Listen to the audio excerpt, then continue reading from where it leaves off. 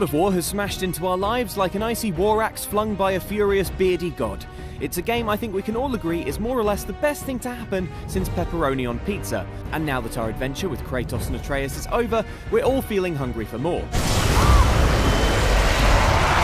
But what would the next epic quest in the God of War series look like? Well, grab a pen, Sony, because we have a wish list of what we'd love to see in a sequel. Oh, and this video assumes you've finished God of War, so beware spoilers if you haven't. Just a little heads up there. No, Mimir, we're not talking about you. Is this what it is to be a god? Is this how it always ends? Sons killing their mothers? Their fathers? No. Nobody could accuse Kratos of not having lived a full life. You could say he's lived a terrible life, perhaps, or one that's at best morally ambiguous, but he's certainly experienced most of what living has to offer. He's loved, he's lost, he's been squashed by a giant stone hand. Do you need more proof than this? So after years of savage adventuring, I'm sure we weren't the only ones half expecting this stripy war god to kick the bucket at some point in the most recent game. And for that bucket to be kicked by none other than his own son, Atreus. Calm down, boy. You are not ready for this. I am ready!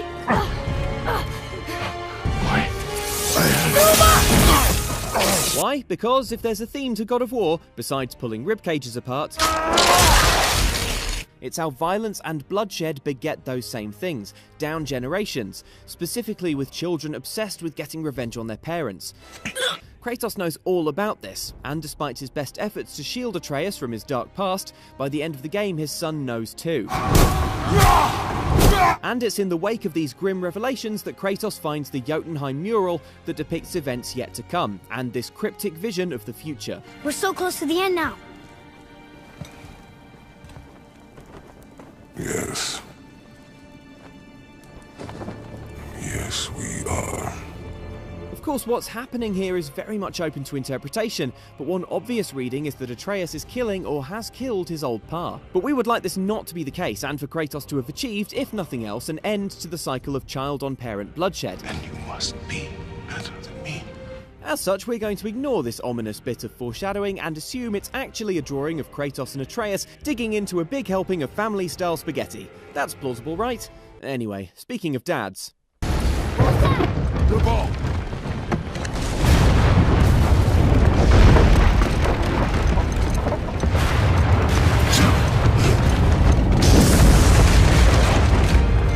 Thor is the most famous Norse god around, the star of iconic myths such as the battle with the world serpent, the time he disguised himself as a bride for some reason, and travelling through space with a talking raccoon. And yet Thor, for all his infamy, doesn't make a proper appearance in God of War at all, even though he's all anyone wants to talk about or build statues of.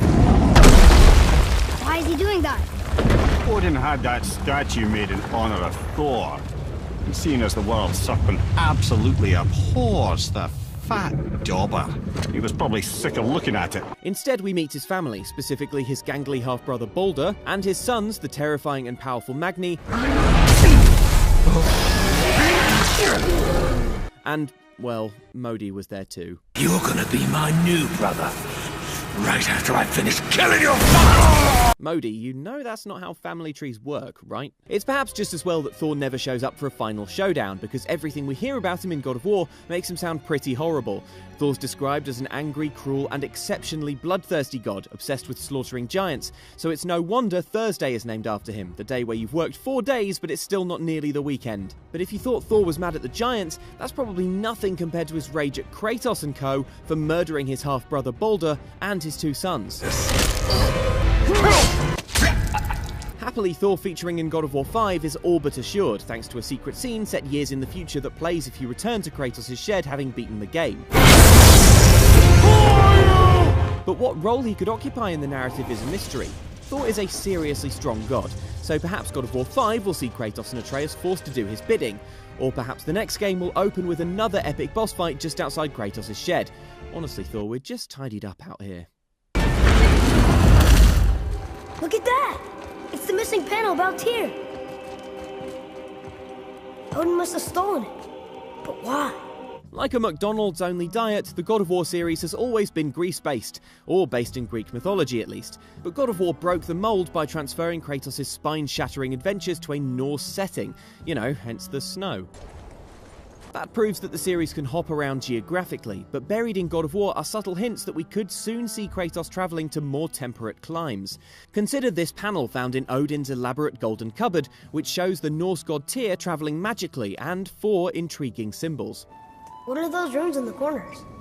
Not runes.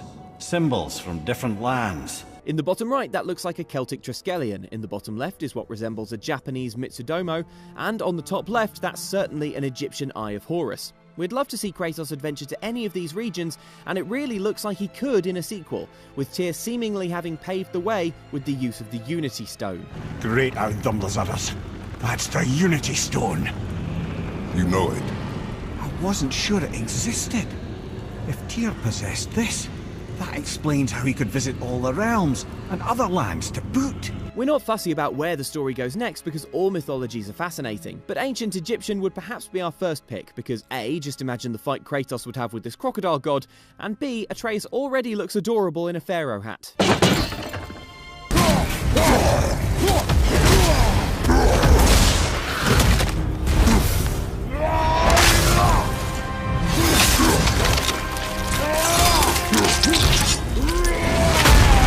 Don't get us wrong, we know that God of War knows how to do epic showdowns. If you don't believe us, just pause the video for a second to try and describe in words what exactly is happening here.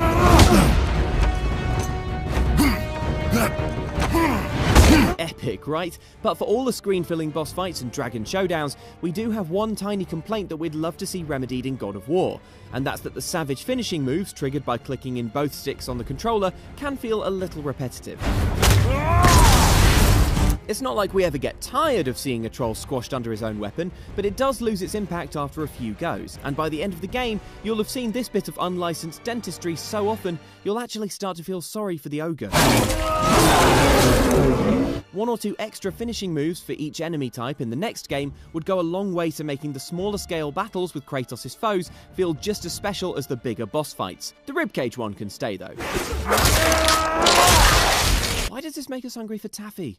Weird. I know he walks here in Midgard. When did you see him last? Long ago. Before you were even born. Why are you standing so far from me? Freya is definitely one of God of War's supporting characters that we wish we could have spent more time with, and not just because we can't stop mentally planning the movie marathon she'd host in her magic tortoise house. It's alright.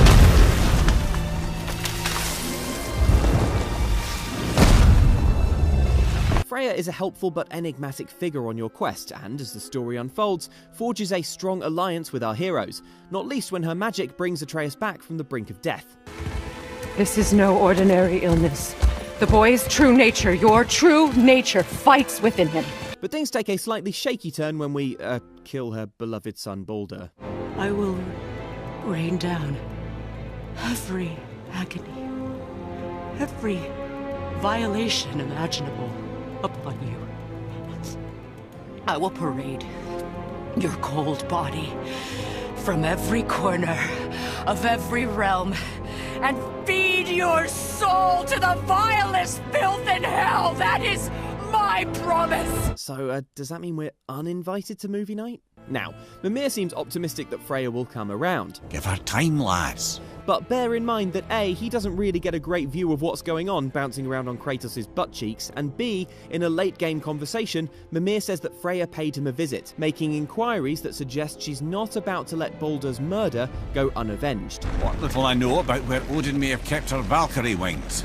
Seems he's rather bent on reclaiming her warrior spirit. I'm afraid the cycle of vengeance may not be so easily broken. If Freya is about to suit up and get vengeful for the sequel game, we can't wait to see it. Enemies are always more compelling when we can relate to them, and who couldn't understand Freya's heartbreak at losing the child she sacrificed so much to protect? We hope there's a way back to an alliance for Freya and Kratos, but if not, she'd make a really terrific antagonist. Moreover, in the fiction of the game, Freya was once Queen of the Valkyries, the fearsome winged warriors responsible for carrying heroes to Valhalla. So if she does keep her promise of retribution, expect it to be unbelievably epic and probably to rain down from the sky. Maybe best to remain indoors for the foreseeable, Kratos. Think you can spot the light? You're not gonna believe me, but that axe you got, it was me what made her. Me and my brother. Was one of our best. So don't let nobody else go work on her except for us two. To begin with, in God of War, Kratos' sole melee weapon is the icy war axe Leviathan, forged by Brock and Sindri and inherited from his dearly departed wife Faye. That feels like plenty though, because it puts a wealth of combat moves at your disposal, not least flinging the axe into your enemy before summoning it back like the world's least safe boomerang. As you progress, however, you'll also get reacquainted with Kratos' Blades of Chaos, and from this point, mastery of the game's combat requires you to switch between weapons to take down certain types of enemy. This elemental combat made things a lot more interesting, adding an extra strategic seasoning to God of War's delicious combat stew, and we'd be interested to see the idea taken further in the next game. For instance, how about a third element alongside Ice and Fire that's strong to one and weak to the other? The axe isn't working? For a rock, paper, scissors mechanic. Or perhaps extend the concept to defense. Imagine Kratos also juggling between icy and fiery shields as well as weapons, for instance. We wouldn't want to overload the game because, let's face it, there's already plenty to keep in mind while you're smashing your way through Midgard, but we reckon with a delicate touch, more elemental attacks in the sequel could really make things interesting.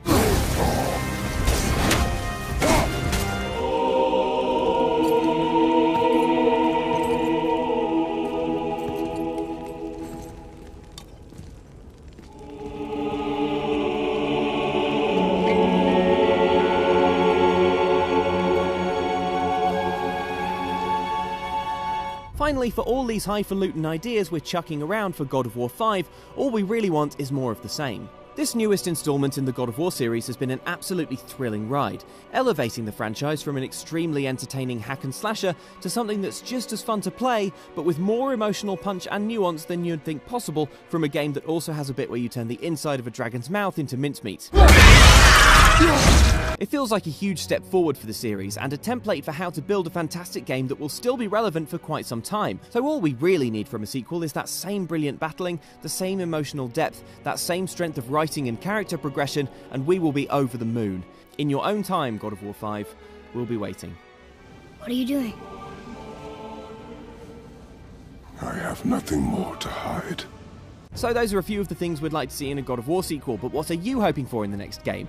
Join the conversation in the comments, and if you enjoyed this video, then do consider adding Outside Extra to your own godly pantheon of subscribed channels. Thanks for watching.